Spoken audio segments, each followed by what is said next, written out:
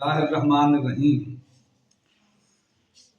انسان کے لیے دنیا میں 3 چیزوں کا ذکر کیا جا رہا ہے۔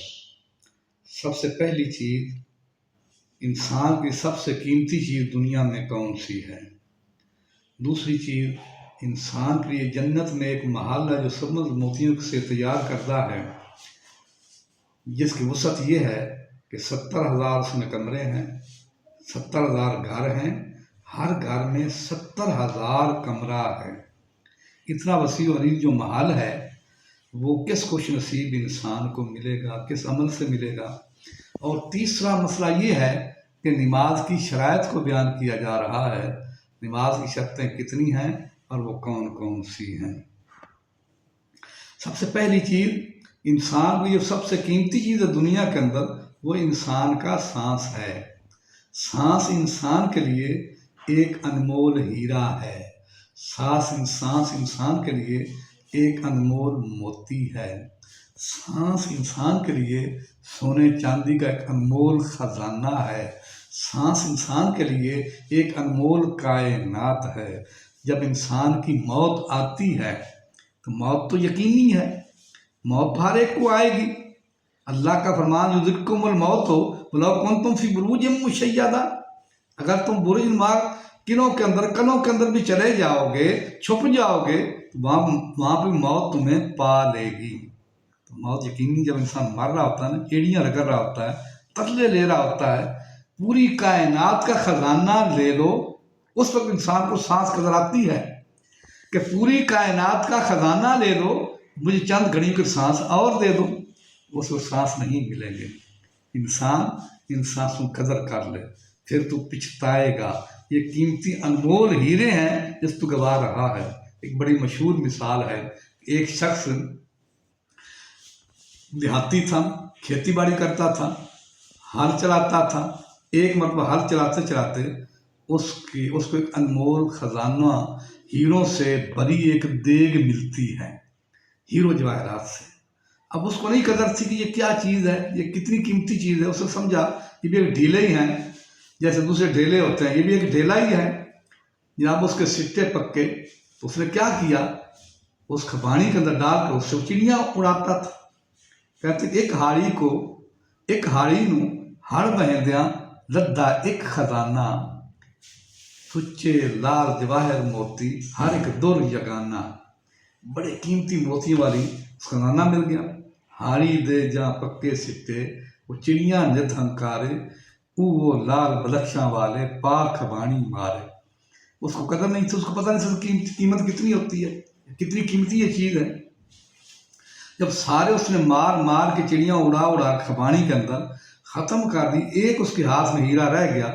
کسی جوہری کا جو اس ہیرو جواہرات قدر شناس تھا، اس کا اس کے قریب سے گزر ہوا، اس نے اس کے ہاتھ میں اس کو دیکھا تو کہتا بڑا قیمتی، یہ تو پتھر ہے، بڑا قیمتی ہیرا اس کے ہاتھ میں کیسے آ گیا؟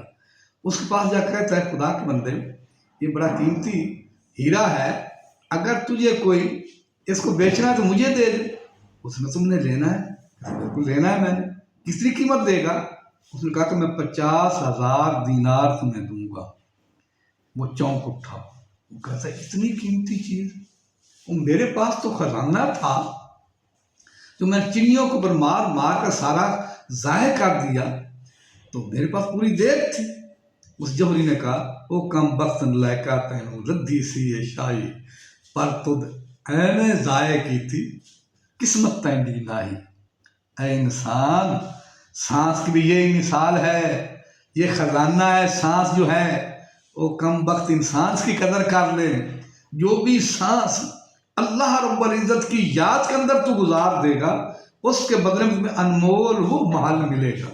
حدیث پاک میں آتا ہے، آپ صلی اللہ علیہ وسلم نے ارشاد فرمایا کہ اللہ تعالیٰ کا فرمان ہے کہ میں نے جنت میں سبز موتیوں کا ایک محل تیار کیا ہے۔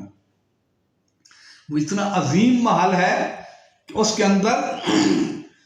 کے اندر 70,000 مکان ہیں، گھر ہیں، اور ہر گھر میں 70,000 کمرے ہیں۔ اور یہ کس کو ملے گا؟ خدا فرماتا میں اس کو دوں گا جو دنیا میں رہ کر حرام سے بچا رہے گا، جو اپنے سانس کو، اپنی زندگی کو حرام سے محفوظ کرے گا، حرام جس کے سامنے پیش ہوگا اس سے منہ پھیر لے گا۔ رب فرماتا ہے میرا وعدہ ہے اس انسان کے ساتھ کہ قیامت والے دن اس انسان کو وہ ہیرو جواہرات کا جڑاؤ جو محال وسیع ہے اس کے مقدر میں رکھ دوں گا، اس کے اندر اس کو ڈال دوں گا۔ ایمان والو، نماز کی شرائط کا جہاں تک تعلق ہے تو پہلے ایک شرط بیان کی جا چکی ہے، وہ ہے کہ جسم کا تمام نجاستوں سے پاک ہونا، ہر قسم کی گندگی سے، جنابت سے اور ماہواری سے، ہر قسم کی جو نجاست ہے اس سے پاک ہونا جو ہے یہ نماز کے لیے ضروری ہے، یہ بھی نماز کی ایک شرط ہے۔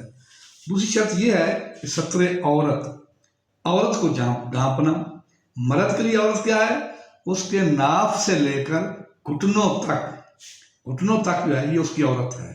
نماز میں اگر یہ ڈھانپا ہوا ہوگا اس کی نماز، اگر نہیں بھی دوسرا کپڑا ہوگا اس کی نماز ہو جائے گی۔ عورت کے لیے ستر کیا ہے؟ صرف اس کے دونوں ہاتھ، پنجے جو ہیں، دونوں ہاتھوں کے پنجے، انگلیاں والا دستہ جو ہے یہ ننگا ہونا چاہیے، اور پاؤں جو ہے ٹخنوں سے نیچے ننگے ہونے چاہیے، اور منہ جو ہے اس کے بال وغیرہ نہیں ننگے ہونے چاہیے، منہ کی ٹکڑی جو ہے یہ بھی اس کے لیے ستر سے باہر ہے۔ ان تین چیزیں ظاہر ہوں، باقی سب جسم کا ڈھانپا ہونا چاہیے، یہ عورت کے لیے ستر عورت ہے۔ اس کا چہرہ، اس کے ہاتھ پنجوں سمیت، پنجوں والے، اور اس کا پاؤں ٹخنوں کے نیچے تک یہ ظاہر ہونا چاہیے، باقی سب کے سب اس کے ڈھپے ہونے چاہیے، تب اس کی نماز ہو سکتی ہے۔ اگر ان میں سے اگر قمیض ہٹ جاتا ہے، کونیوں تک پہنچ جاتا ہے تو اس کی نماز نہیں، نماز ٹوٹ جائے گی، اس کی نماز دوبارہ ادا کرنی پڑے گی۔ اس ویڈیو کو لائک بھی کرو، فالو کرو اور سبسکرائب بھی ضرور کرو۔